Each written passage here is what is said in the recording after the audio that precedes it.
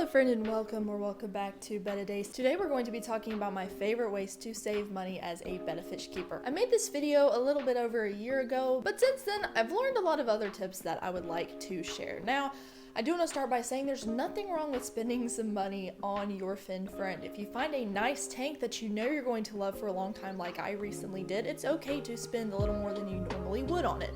Especially if you shopped around and you really can't find it for a better deal. There's nothing wrong with that. But I do think there's something wrong with spending money where you really don't have to. I always love to cut out unnecessary expenses because it just makes sense. So today we're just going to be covering the things that you can do and things that I've done that saved me a lot of money. You don't necessarily have to be a cheapskate when it comes to keeping a Betta fish tank, but I do believe that you can do it comfortably without spending hundreds and hundreds and hundreds of dollars every year.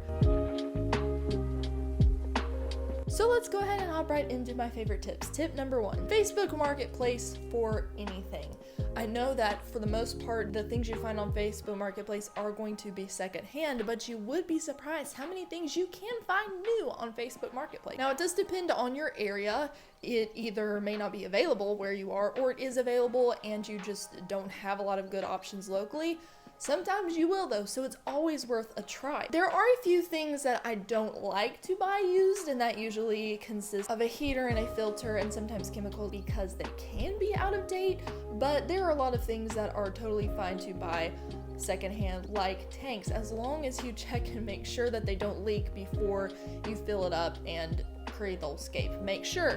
Always make sure if you buy tanks secondhand that you test them in your bathtub, fill them with water to make sure they don't leak. That's just a little pro tip I threw in there. Tip number 2, reuse your old equipment. So let's say you have a tank and you have equipment for it, but you're buying another tank. You can always reuse equipment. Like if you have a sponge filter, just reuse the sponge filter in a new one.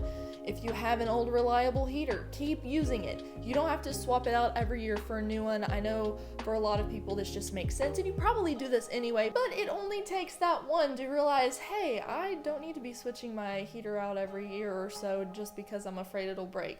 Look, if you get a good, reliable heater, a lot of times it will last you a lot of years and you don't have to replace it until it just breaks. Tip number 3, you can source anything naturally from your environment as long as it's safe. I'm not saying go outside to your backyard and get sticks and get different things, wood to put in your tank, because a lot of times those things aren't properly dried. They could be carrying bugs, they could be carrying bacteria, and most importantly, if your yard is treated, they're probably full of pesticides. So if you're wanting to get some things to put in your tank, my favorite things to get are rocks and little pebbles if you don't want to buy a lot of rocks online. Sometimes there are places you can go. You can go out into the woods, or maybe you live by a stream. You can safely take rocks from a stream or a natural water source if you have one in your area, and you can use them. Just make sure that you clean them off pretty well. I've done this before, and all I did was take some baking soda and really just scrub them down with a little toothbrush, got into the crevices. If they were smooth, I just washed them off, and they did totally fine. So rocks are pretty easy to source naturally just from your environment, as long as you have an area where you can find them. Some people do live near freshwater sources and they can just pick up driftwood. This isn't possible for everybody, but I have seen some people do it. So you could research where you live and see if you could find some driftwood locally that is safe for fish tanks. I do know that there's a seller on Mercari who does this. They go and they get driftwood and then they sell it. So clearly they live somewhere where they can get the driftwood, and you might too, so look into that. Tip number 4, take cuttings if you already have tanks from the old plants that you have in your other tank.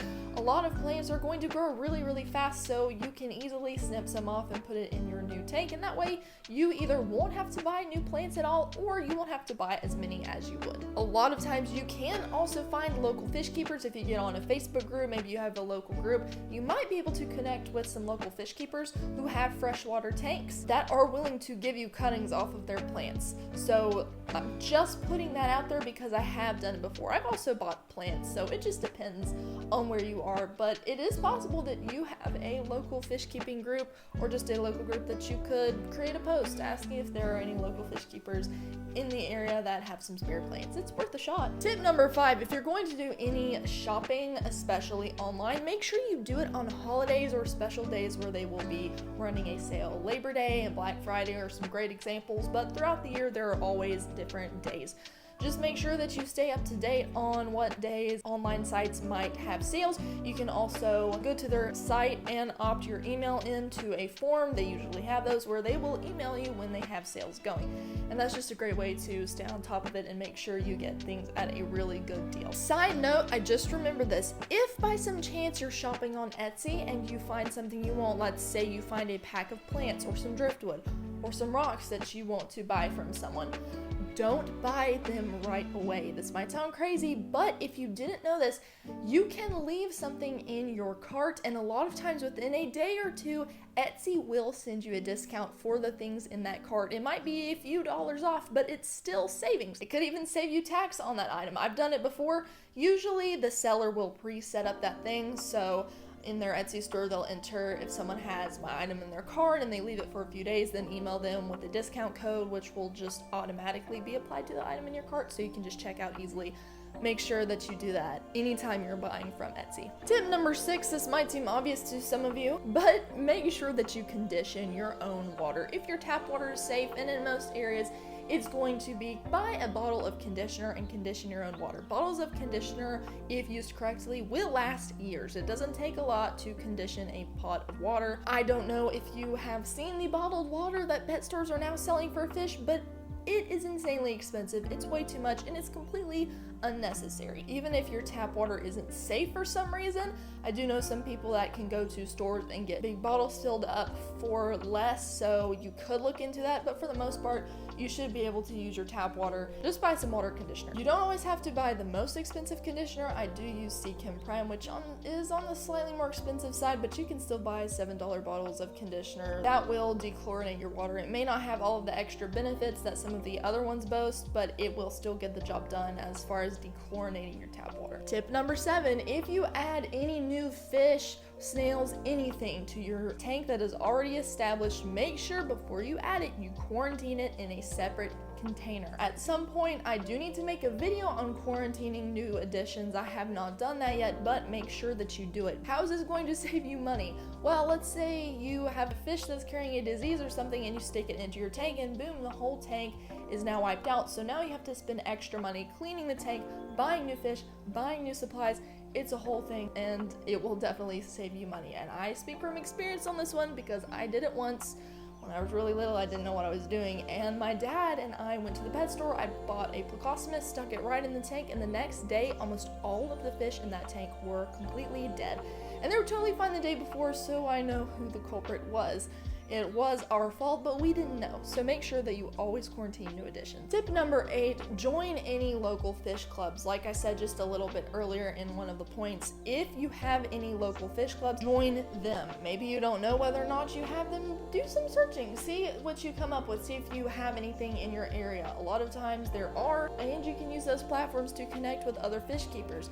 You can do swaps. You can swap plants. You can do a lot of different things that are relatively low cost. A lot of fish keepers are willing to help each other out. Down the road, once your tank is established, you can help someone else in the community. It really is great. I love the fish keeping community. Everyone looks out for each other. And for the most part, everyone is really, really positive and loves to help each other out. And the final tip number 9, avoid impulse buys. What does this mean? Let's say you have some tanks set up and maybe all of a sudden you get an email that somebody's running a sale, or you get an email that, hey, this item you were looking at before is still in your cart, or you come across something online. Maybe you're scrolling and you see this cool new fish product that you really want, but it's kind of expensive, but you know what, you don't care. In the heat of the moment, hey, I love it, this is so cool, I'm gonna buy it, and you buy it. Wait. I always do this before I buy anything. I wait, I give it a day or two, and I sit on it. Think practically after the excitement dies down. Do I really need this? Will this really benefit my tank in any way? Will this benefit my fish? Or was I just really excited about this cool new product That will still be here in a few years if I need it, but right now I really don't need it. I don't need to spend the money on it. And ultimately, if I got it, it really wouldn't even bring me joy. It would just be a hindrance or just an extra cost to me. And maybe it would even just sit around after you bought it and had the joy of opening it up. So always avoid impulse buys. Even when you're considering what to buy, just kind of think on it. I just recently bought a bunch of aquarium plants to add to my brand new tank that I have coming soon. I'm excited to start working on the scape, but I needed to get some plants, and so I took about a day. I went through the plants that I really wanted to get. I kind of ruled some out, ruled others out, and I really thought about which ones I'm going to love for a long time, because I'm going to have them in my tank for a while, so I might as well enjoy what I get, especially since I'm spending my money anyway. I might as well buy something I love. But you know you're going to get something to love if you sit on it for a little while and you're still excited about that thing, and you know you're going to love it. So avoid impulse buys. That is one of the best ways to save money. I hope that these 9 tips helped you. Let me know in the comments which one was your favorite, and if you have any other tips, please share them as well. I could have missed something, or maybe you've experienced something that I have not yet, and you have extra wisdom to add to the table. I would love to hear your tips and tricks if you have any. If you're new to the channel, go check out all my other videos. I have a bunch of videos, so many videos, and they're all free. And if you feel like you get value, hit the subscribe button and stick around for a little while. If not, that's no worry. I'm so glad that you were here today, and I hope that this video helped you and that you have a great rest of your week. If you have been here for a while, thank you for your support. This community is growing every single day, and I am so happy with where it is heading. I'm excited for the future, and I'm so thankful that you have decided to become a part of the Betta Fish family and are gaining value from it. If you haven't yet, head to the description. I have a bunch of fun links to my Instagram, links to my Pinterest, links to my free Facebook group, the Betta Fish Forum. You'll probably want to check all that out before you go if you love bettas like I do. And with that said, friend, this is the end of the video. I hope that you have a wonderful week, a wonderful rest of your weekend. God bless, and I will see you soon.